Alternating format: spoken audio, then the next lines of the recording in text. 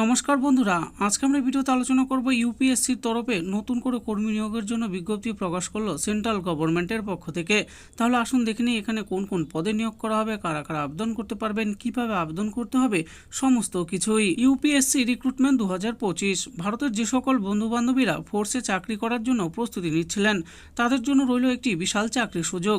Union public service commission এর অধীনে একটি নতুন নিয়োগ বিজ্ঞপ্তি প্রকাশিত হয়েছে, যেখানে তারা প্রার্থীদের বিএসএফ, সিআইএসএফ, সিআরপিএফ পদে কর্মী নিয়োগ করতে চলেছে।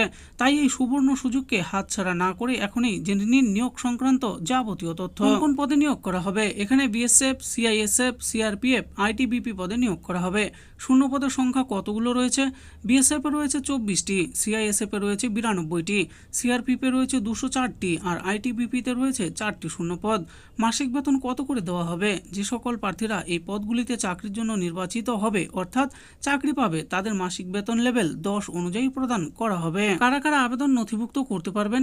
শিক্ষাগত যোগ্যতা কি চাওয়া হয়েছে? যে সমস্ত প্রার্থীরা উপরে দেওয়া এই 4টি পদে আবেদন করতে চান তাদের অবশ্যই যে কোনো একটি স্বীকৃত বিশ্ববিদ্যালয় থেকে স্নাতক ডিগ্রি অর্জন করতে হবে।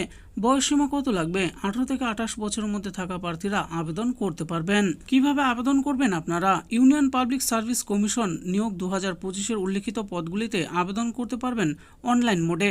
তাই সেই অনলাইন প্রক্রিয়া সম্পন্ন করার জন্য ভিডিওতে দেওয়া কয়েকটি নির্দেশাবলী ফলো করুন। প্রথমে ইউপিএসসি এর মেইন ওয়েবসাইট ভিজিট করুন, তারপর হোম পেজে উপলব্ধ অনলাইন আবেদন লিঙ্কটিতে ক্লিক করুন।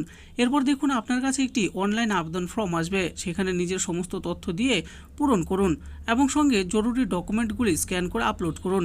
এরপর অনলাইন পেমেন্টের মাধ্যমে আবেদন ফি জমা করুন।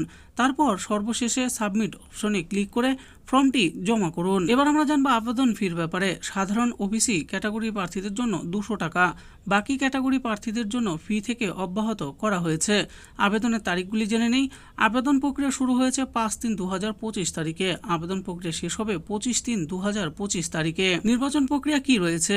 ইউনিয়ন পাবলিক সার্ভিস কমিশন এর অফিসিয়াল বিজ্ঞপ্তি অনুযায়ী আবেদনকারী প্রার্থীদের বাছাই করা হবে নিম্নলিখিত পর্যায়গুলির মাধ্যমে।